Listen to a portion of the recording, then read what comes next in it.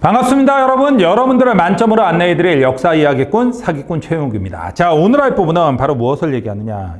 열강의 경제 침탈, 특히 누구를 중심으로 얘기할 거냐면 보나마나 뻔하죠. 일본입니다.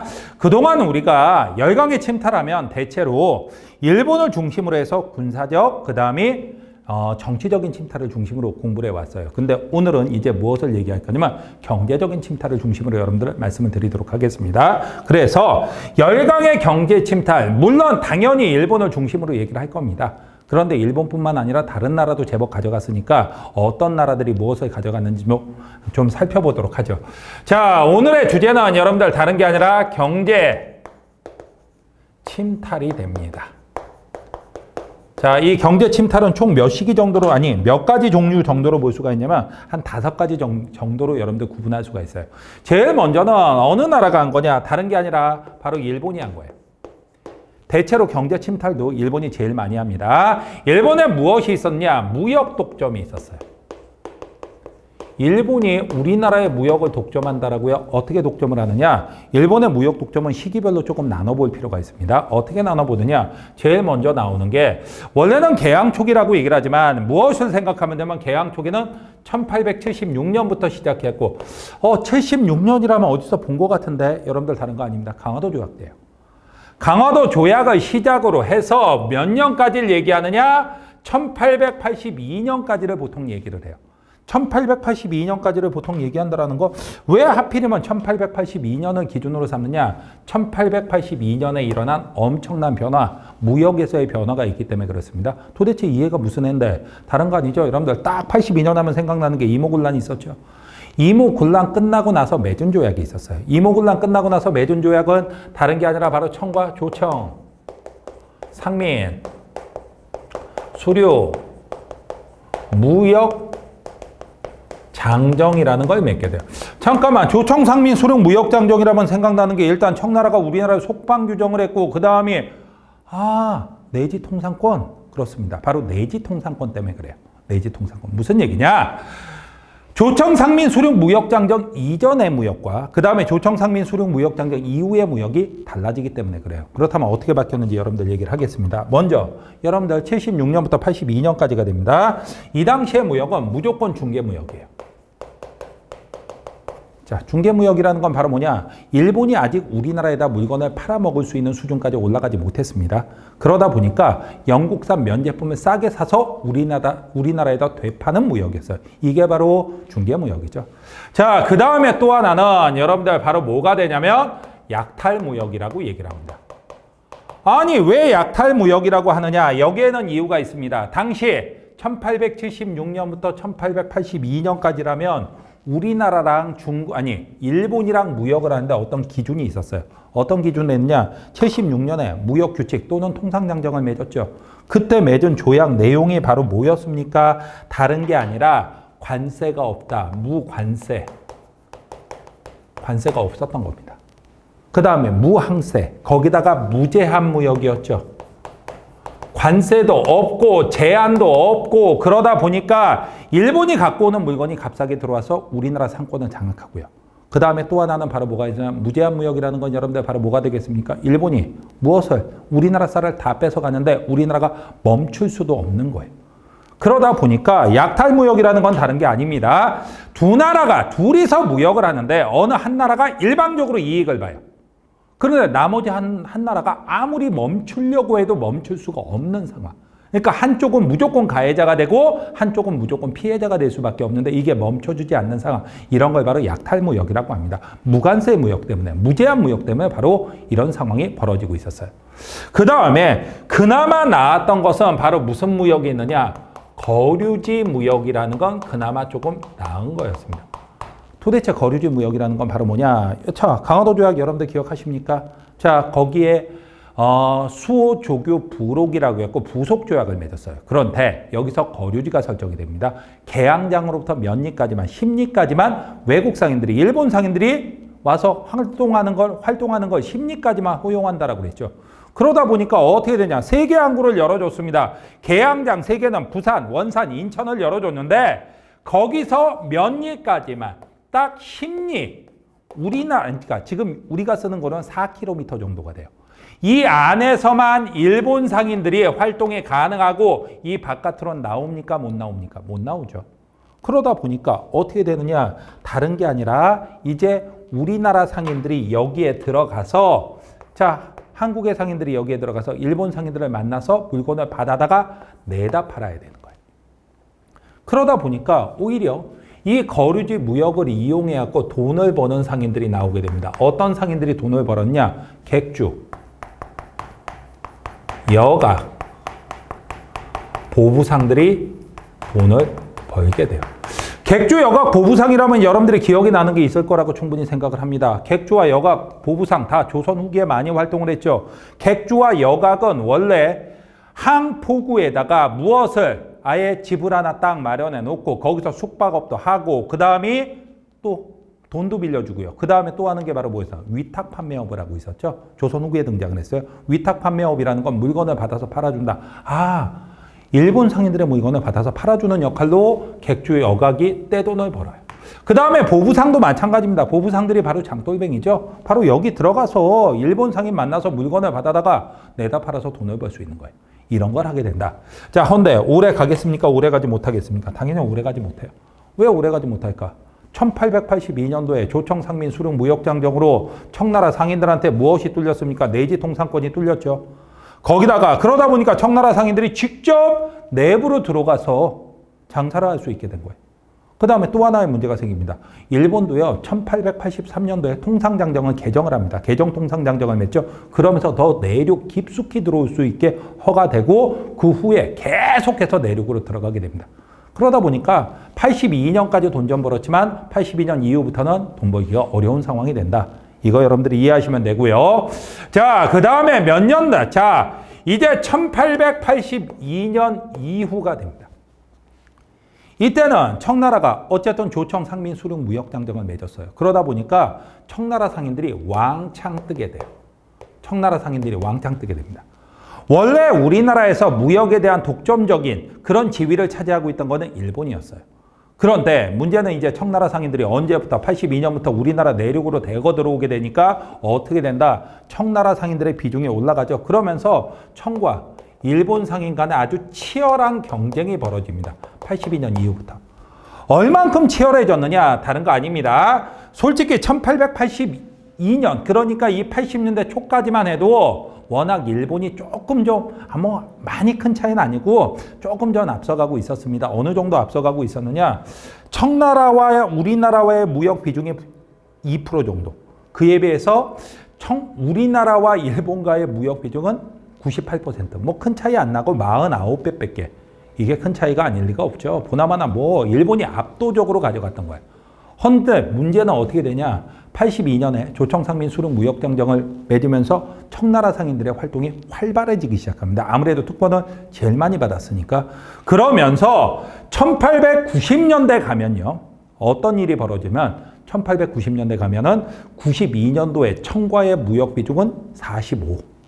일본과의 무역 비중은 55. 이제 10%밖에 차이가 안 납니다. 자, 그리고 어디 가서는 1893년 가서는 청과의 무역 비중이 몇 퍼센트냐면 여러분들 49예요. 49. 그렇게 하게 되고 일본과의 무역 비중은 단 51밖에 안 됩니다. 그러다 보니까 자, 이제 일본 입장에서 난리가 났어요. 왜 난리가 났느냐? 1882년 이모군란에서 이긴 건 일본이 아니죠. 청나라가 이겼죠. 그 다음에 84년 갑신정변도 여러분들 기억이 날 겁니다. 여기서 이긴 것도 청나라가 이겼어요. 그러다 보니까 정치적 주도권은 청나라가 앞서가는데 문제는 이제 경제마저도 따라잡히게 된 거죠. 이제 일본은 이러다간 다 뺏기겠다. 이러다간 조선에서 우리가 쫓겨나겠다. 할 수 없다. 이제 비상수단으로 갈 수밖에 없다. 비상수단은 보나마나 뻔합니다. 바로 무엇을? 전쟁을 일으킨다가 되죠. 그러다 보니까 무슨 전쟁이 터지게 되냐. 다른 게 아니라 짱쪽전쟁. 1894년에 청일전쟁이 터졌고 이 청일전쟁에서 누가 승리를 하게 됩니까? 다른 나라가 승리한 게 아니라 바로 쪽발이가 승리를 하죠. 일본이 승리를 하죠. 그리고 청나라가 여기서 깨지게 됩니다. 그러다 보니까 이 1894년 갑신정변, 아니, 청일전쟁 이후에는 청나라 상인들이 우리나라에서 거의 다 빠지게 되어 그런 결과로서 결국 우리나라 상권은 누가 독점을 하게 된다? 일본이 우리나라 무역을 독점하는 형태로 가게 돼요.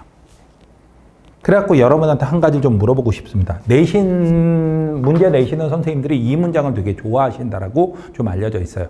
자, 1882년 이후 청나라 상인이 조선과의 무역을 독점하게 되자 일본은 청일전쟁을 일으키게 되었다. 1894년에. 그래서 청일전쟁에서 승리한 일본이 무역을 독점하게 되었다. 여러분들 지금 이 문장 맞는 문장입니까? 아니면 틀린 문장입니까? 맞는 문장이요. 틀렸어요. 뭐가 틀렸어요? 청일전쟁 이후에 일본이 무역을 독점한 거 맞지 않습니까? 써져 있잖아요. 누가 그 부분이 틀렸대요?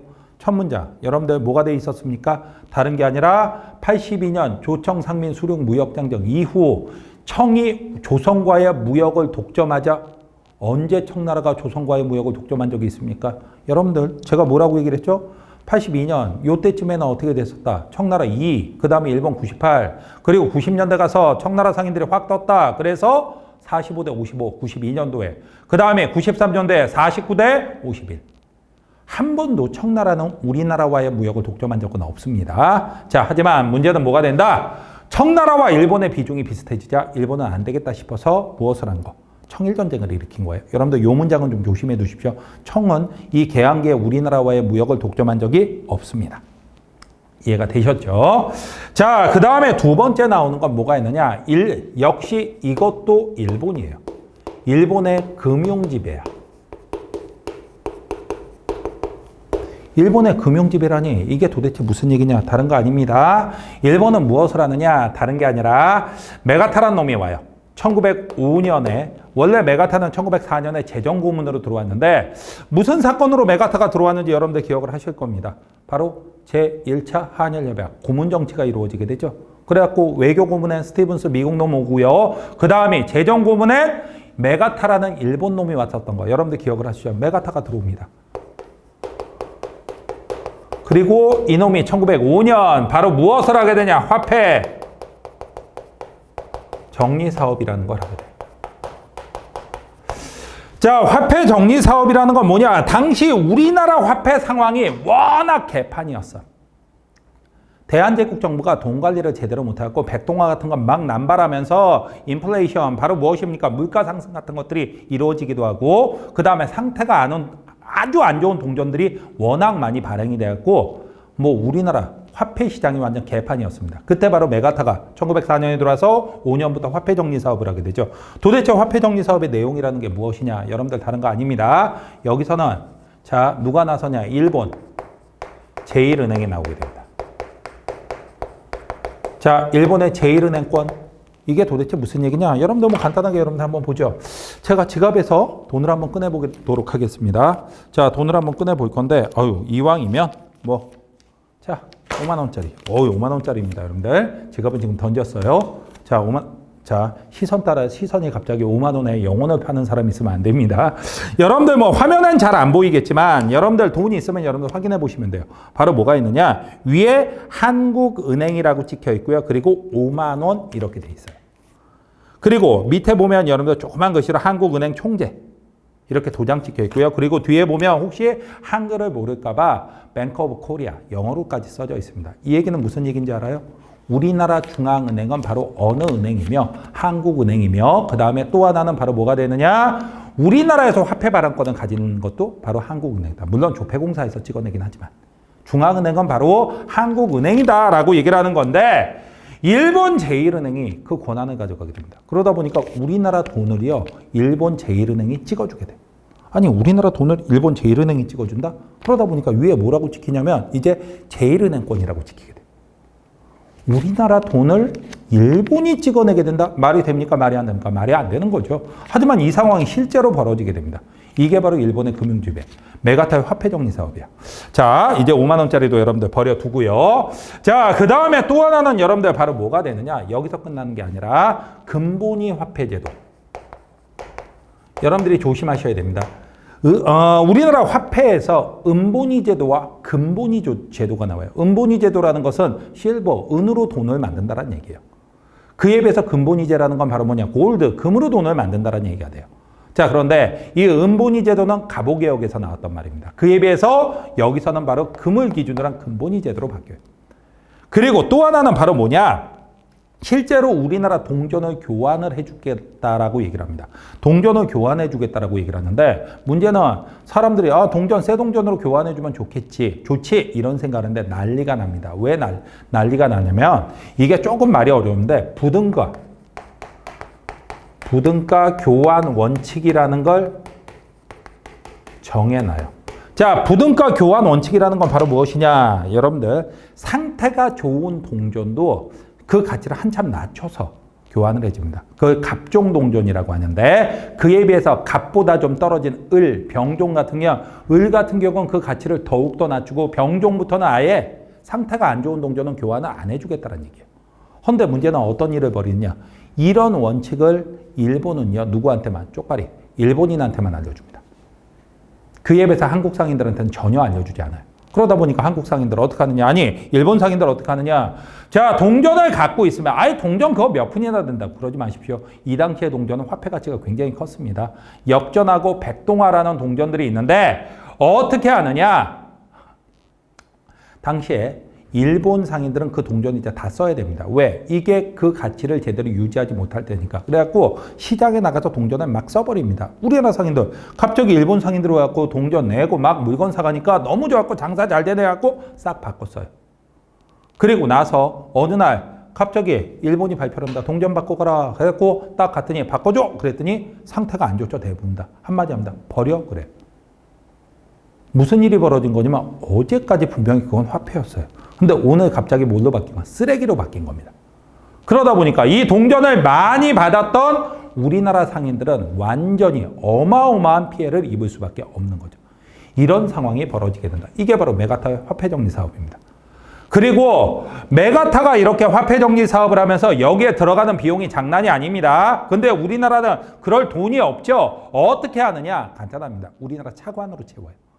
그러다 보니 어떻게 된다? 우리나라는 빚을 많이 지게 되는 거. 우리나라 재정의 부담, 그리고 일본이 우리나라 재정을 많이 장악을 하는 거죠. 그 다음에 여기서 끝나는 게 아니에요. 또 하나는 바로 뭐가 있느냐? 이 문장도 여러분들 맞춰보십시오. 이게 맞는 얘기인지 틀린 얘기인지. 자, 메가타의 화폐 정리 사업으로 물가가 폭등하여 가난한 농민과 서민들이 큰 고통을 겪게 되었다. 맞을까요? 아니면 틀릴까요? 이거 틀렸습니다. 아니 뭐가 틀렸는데요? 맞는 것 같은데 물가 폭등 나와서 큰 고통을 겪은 거 맞지 않습니까? 물가 폭등이 왜 나옵니까? 여러분들 생각해 보세요. 수많은 동전들이 화폐 가치를 잃어버리고 폐기가 됐어요. 화폐 양은 많아집니까? 아니면 적어집니까? 화폐 양은 적어지죠. 화폐 양이 적어지게 되면 어떤 결과가 나오냐? 화폐 가치는 올라갑니다. 화폐 양이 적어지니까 화폐 가치가 올라가는 거예요. 돈의 가치가. 돈의 가치가 올라간다는 얘기는 그 돈으로 무엇을 살 수 있다? 더 많은 물건을 살 수 있다. 여러분들 조심해야 됩니다. 메가타의 화폐 정리 사업에서는 물가 폭등이 나오질 않아요. 인플레가 아니라 오히려 디플레이션, 물가는 하락하는 모습을 보여주게 됩니다. 어쨌든 메가타가 이런 화폐 정리 사업을 했다. 여러분들이 기억을 해두셔야 됩니다. 그 다음에 세 번째는 여러분들 바로 뭐가 되느냐? 자, 일본의 차관 제공이에요. 이것도 일본이 하는 거예요. 일본이 돈을 자꾸만 빌려줍니다. 아니 왜 돈을 빌려줘? 우리나라 돈도 제대로 없는데. 다른 거 아니죠? 우리나라의 경제와 재정을 예속하기 위해서요. 아니 이게 도대체 무슨 얘기냐? 여러분들 얘기를 해봅시다. 여러분들이 이렇게 우리 프리클래스랑 공부를 해갖고 정말 성적이 잘 나왔어요. 그리고 원하는 대학도 갔어요. 그리고 여러분들이 열심히 공부해갖고, 취직도 너무 잘 됐어. 그래갖고 너무 신났는데, 갑자기 어떤 사채업자가 다가옵니다. 그랬더니, 야, 너 공부 잘하고, 대학도 좋은데 나오고, 여러분한테 제가 그냥 사채업자 역할을 할게요. 자, 공부도 잘했고, 좋은데 취직도 했네. 근데, 옷차림이 이게 뭐냐? 삼지다스가 뭐니? 삼지다스가 뭔지 알죠, 여러분들? 야. 좋은 회사 다니고 하니까 이제 옷 한 벌 쫙 빼입어야죠. 옷 한 벌 갖고 안 되지. 자, 네 몸에 딱 맞는 옷으로 무엇을 쫙 맞춰서 입어야 될 거 아니야. 요즘 옷값 많이 안 비싸. 한 벌에 한 500만 원밖에 안 돼. 5벌만 사자. 미쳤습니까? 근데 저 돈 없는데 그런데 걱정하지 마. 내가 빌려줄게. 내가 사채업자입니다. 그러니까 정말이요? 해갖고 빌려줬어요. 그 다음에 신발 그게 삼지다스가 뭐니? 신발 좀 구떼? 구찌? 이런 거 사자 해갖고 여러분들 신발도 한 10켤레 샀어요. 그랬더니 신발도 한 켤레 나오면 150만 원씩 합니다. 돈 엄청나게 나가죠. 그렇게 사줍니다. 돈 없는데 내가 빌려줄게. 걱정하지 마. 얘기를 하면 빌려준다라고 얘기를 합니다. 너는 사인만 잘하면 돼. 이런 식으로 얘기를 해요. 그 다음에 야 그렇게 싹 입었는데 야 가방은 그게 뭐니? 가방도 좀 좋은 거. 그래갖고 여러분들 남성 가방은 상표가 뭐가 있는지 모르겠어요. 뭐 여성이었다라면 여러분들 뭐 에르메스? 뭐 그거 하나에 한 1,500만 원씩 한다면서요. 미쳤죠. 그런 거만 한두 개씩 사게 합니다. 그리고 야 그 옷차림에 그 구두에 그런 가방 들고 어디 지하철을 타고 다녀. 그러니까 안 되겠지. 그러니까 우리 차도 한 대 사자. 뭐 아우디? 뭐 이 정도로.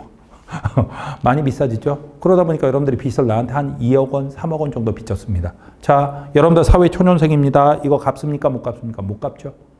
얼마 뒤에 제가 딱 나타납니다. 돈을 빌려주고 와서 너 요즘 내 전화 안 받더라? 요즘 내 전화를 피하네? 왜? 돈 갚을 때가 되니까 힘드냐? 이런 얘기를 하죠. 그러면서 얘기합니다. 여러분 주변 사람들이 뭐야? 이러고 있는데 뭘 봐? 사채업자가 돈 받으러 온 거 처음 봐? 야, 너 어떻게 갚을 거야? 그러죠. 그러니까 여러분들 어떻게 하죠? 이러는데 너 눈 진짜 예쁘다. 막막 하나만 빼자. 신이 왜 눈가를 2개를 줬겠어? 하나는 나한테 넘기라고 준 것이야. 그 다음에 너 신장도 2개 있지. 왜 신께서 쓸데없이 신장을 2개 줬겠니? 하나는 나한테 넘기라고. 그래갖고 나한테 넘기면 아픈 사람한테 넘겨서 난 돈도 벌고 아픈 사람도 낫고 너는 조금 아프겠지만 괜찮지. 바로 이거예요. 똑같은 거야. 그런 돈을 일본이 왜 빌려주느냐? 메가타가 화폐 정리 사업하는데 돈 빌려주는 것. 그 다음에 우리나라더러 철도노라고 합니다. 돈 없으니까 걱정하지 마. 우리가 빌려줄게. 이런 식으로 돈을 막 빌려줘요. 그리고 나서 우리나라가 더 이상 갚을 능력 없으면 어떻게 됩니까? 이제 갚어. 아니 우리 돈 없는데 그러면 이거 내가 가져간다. 저거 내가 가져간다. 우리나라의 경제와 재정을 예속시켜서 우리의 이권을 뺏어가기 위한 겁니다. 이런 상황이 벌어지게 되죠. 자, 그 다음에 4번째는 이번엔 뭐가 나오느냐? 여러분들 다른 거 아닙니다. 일본의 토지 약탈이에요. 일본은요, 우리나라에서 제일 탐을 냈던 게 여러분들 다른 거 아닙니다. 바로 무엇을 제일 탐을 내냐면 바로 쌀이에요. 쌀을 뺏어가기 위해선 땅을 뺏어가야 되겠죠. 그러다 보니까 일본은 들어와서 무엇부터 뺐느냐? 농경지를 제일 먼저 뺏어요. 그래갖고 대농장을 아예 설치를 합니다. 농경지를 어떤 방식으로 뺐느냐? 이 방식은 보통 입도선매와 그 다음에 고리대를 이용한다고 그래요. 입도선매와 고리대를 이용한다라니 도대체 이게 무슨 얘기냐? 이게 조금 전문적인 용어인데 학교에서 해준 분들이 있을 것 같아서 여러분들 정리를 합니다. 입도선매라는 건 바로 뭐냐? 가을에 추수할 쌀을요, 봄에 미리 사버리는 거예요. 입도선매라는 건 바로 뭐가 되냐면 농산물을 뿌릴 때 처음에 미리 사버리는 걸 입도선매라고 합니다. 한번 써드릴게요. 여러분들이 용어가 생소할 테니까. 이게 입도선매, 그 다음에 고리대 이런 것들을 이용을 합니다. 이게 도대체 뭐냐? 우리나라는요. 봄철이 되면 보릿고개라는 게 있어요. 보리는 아직 덜 자랐는데 가을에 추수할 쌀은 다 먹어버려갖고 정말로 한두 달간은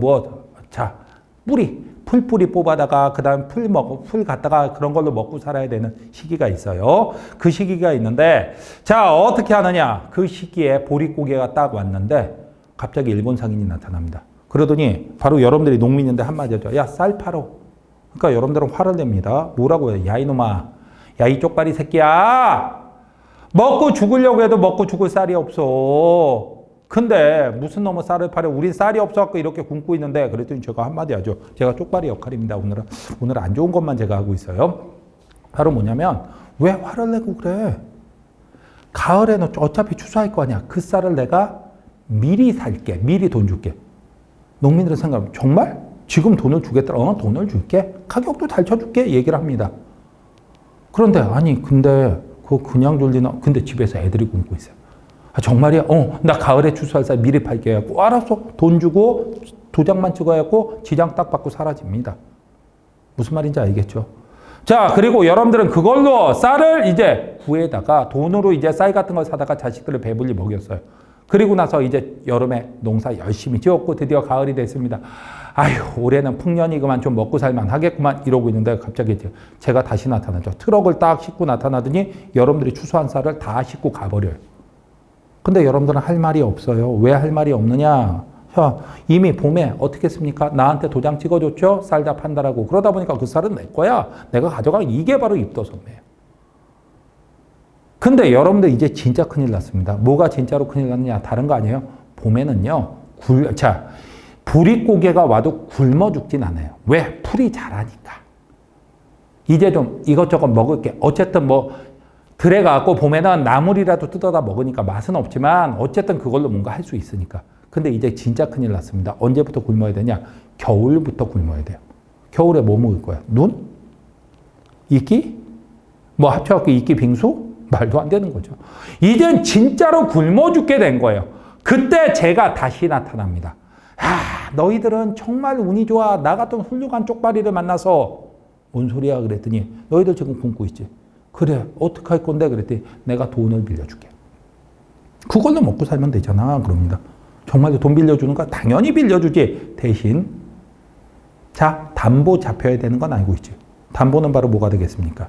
땅이에요. 땅.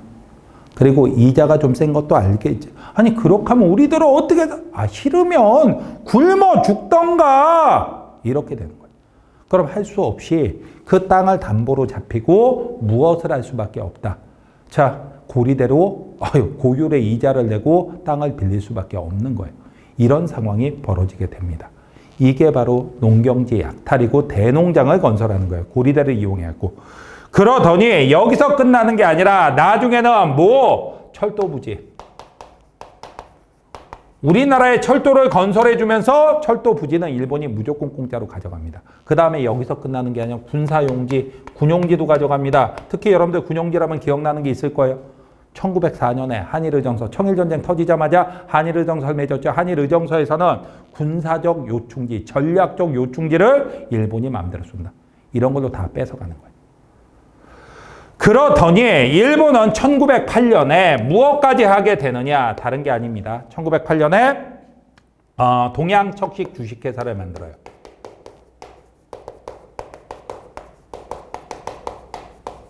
동양척식 주식회사는 우리나라 땅을 사들이고요. 그 다음에 일본인의 이민을 지원하는 정책을 하게 됩니다. 이런 걸 만들어서 일본인들을 자꾸만 넘어오게 만들고 우리나라 땅을 뺏어가게 되죠. 이런 상황이 벌어지게 된다. 일본의 토지 약탈입니다. 그러다 보니까 무역도, 금융도, 차관도, 토지도 다 누가 가져갔다? 일본이 가져갔다요. 그런데 다섯 번째, 이번엔 바로 뭐가 되냐? 열강의 이권 침탈이에요.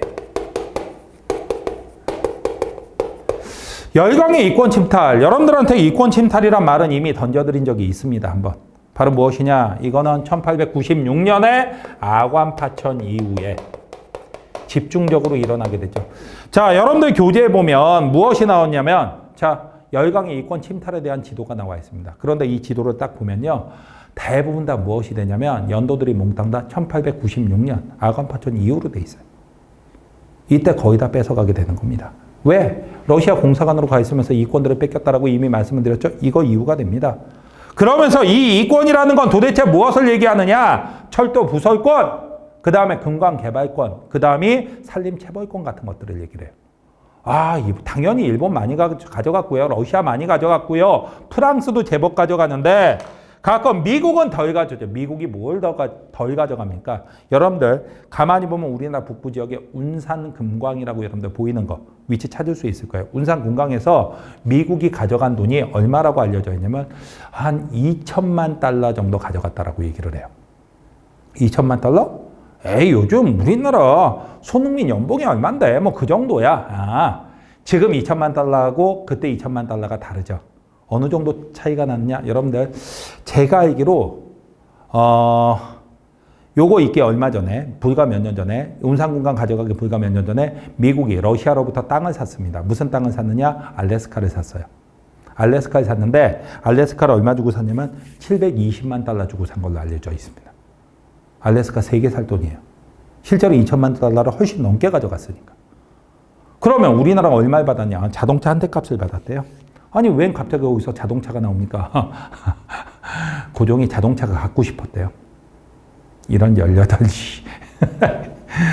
그리고 이런 운산공강에서 또 전해져 오는 전설 같은 얘기가 있죠. 바로 뭐냐? 우리나라에서 황금 이런 보물을 노다지라고 부르는데 그 단어가 운산금광에서 나왔다는 주장이 있어요. 바로 뭐냐? 금을 딱 해갖고 나오니까 사람들이 금광이니까 어휴 저게 금땡이요? 막 사람들이 어휴 금땡이 한번 만져라도 봐야지 이러고서 딱 만지려고 하는데 그 미국인 탐광주가 한마디 합니다. 금광주가 뭐라고? No touch, no touch 가르치면서 no touch, no touch 하니까 아이 저 양코배기들은 금땡이를 보고 노더지? 아 금땡이를 보고 노다지라고 하는구만. 이렇게 해갖고 노다지라는 단어가 나왔다라는 그런 얘기가 있는데 명확하지는 않습니다. 그게 사실인지 아닌지는 어쨌든 그런 얘기들도 있다. 여러분들이 같이 좀 한번 들어봐 주셨으면 해서 잠깐 얘기를 했습니다. 여러분들 다른 거 아닙니다. 자, 외세의 경제 침탈 주로 일본을 중심으로 해서 5가지 경제 침탈을 여러분들 말씀을 드렸습니다. 자, 그렇다면 이것과 관련된 문제가 뭐가 있었는지 어떤 문제가 출제가 됐는지 여러분들 한번 보도록 하죠. 자, 보겠습니다. 가나 시기의 경제 상황으로 오른 것을 보기에서 모두 고르면 해갖고 나와 있습니다. 여러분들 한번 보죠. 제일 먼저가 1876년부터 82년까지 강화도 조약에서 조청상민 수륙 무역장전까지 어느 시기인지 여러분들 알 수 있을 것 같아요. 일본 상인의 물품에 관세가 부과되었다. 미안하지만 이 당시엔 관세가 없습니다. 일본 상인의 물품에 관세가 부과된 건 몇 년도 이후 1883년 자 통상 83년 개정 통상장정 이후가 되기 때문에 가가 아니라 나가 돼야 돼요. 그 다음에 일본 상인은 보부상, 객주 등 조선 상인을 통하여 무역 활동을 하였다. 어쩔 수 없었죠. 거리주 무역을 하니까. 그래서 자, 두 번째 거 니은은 맞습니다. 그 다음에 82년 이후부터 청상인과 일본 상인 간의 무역 경쟁이 치열해졌다. 치열해진 거 맞습니다. 그 다음에 자 조선의 곡물 가격 폭등으로 지주계층의 경제력이 약화되었다. 이 시기에는 가던 나건 우리나라의 곡물 가격이 폭등하는 건 마찬가지예요. 무조건 폭등을 하는데 아니 쌀의 가격이 폭등하는데 지주가 약해질 리가 있습니까? 없습니까? 지주는 오히려 좋아져요. 그러다 보니까 이거는 지주의 경제력이 약화되었다라는 문장이 틀린 거예요. 그래서 여기서 답이 될 수 있는 건 무엇과 무엇이 된다? 니온과 디귿. 여러분들 3번이 정답이 되죠. 자, 그 다음에 2번 문제가 됩니다. 다음과 같은 사업과 관련된 사실로 옳지 않은 것은 해갖고 나왔습니다.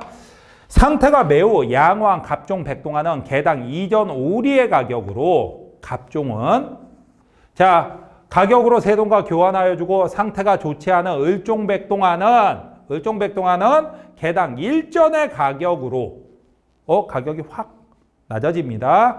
정부에서 매수하며 단 형질이 조악하여 화폐로 인정하기 어려워 병종백동안은 매수하지 않는다. 아예 돈을 안 매겨준다는 얘기죠.